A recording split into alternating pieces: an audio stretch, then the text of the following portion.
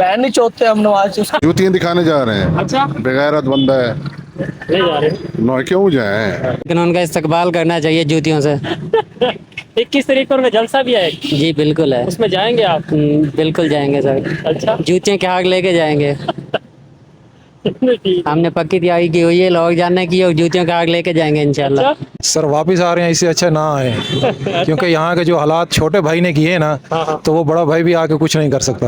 अच्छा, समझ में आई ना बात? और हालात खराब होंगे मतलब? मतलब हालात क्या खराब होंगे, अहल ही नहीं है उनके अंदर, वो सलाहियत ही नहीं है मुल्क चलाने की, और जो जिस सीट पे उनको बिठा दिया है। समझ में आई ना बात? उनके अंदर असल बात होती है सलाहियत की। जब सलाहियत नहीं है एक चीज़ की, तो बार बार आजमा के पिछले 30 सालों से उनको आजमा रहे हैं, तो अभी और कितना आजमाएंगे, कितना अपनी जानों के ऊपर जुल्म करेंगे। एक ही बंदा है जो मुल्क को चला सकता है, उसको बाहर आने नहीं दे रहे। ठीक है ना? तो बातें तो और भी बहुत है, लेकिन फिर डर लगता है कि फिर उठाई ना। कल रेडी पे भी आना है ना।